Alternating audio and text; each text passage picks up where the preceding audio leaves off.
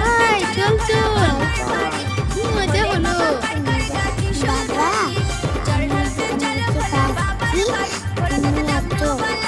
ঠিক আছে তুই যা, তোর তো জল নেওয়া হয়ে গেছে, আমি জল নিয়ে তারপর যাবো। তুই খিদে পেয়েছে দুধ খেয়ে নেবো, আমি তো খেয়ে এসছি। কখন থেকে পিছু নিচ্ছি, হাই ভগবান, আমি এবার ব্যাগটা পেয়েছি। যাই, 4 দিন ধরে কিছু খাইনি, এবার খাই। চল, আমার জলপাইগুলো ব্যাগ কই, কিংবা আমার ব্যাগ কই।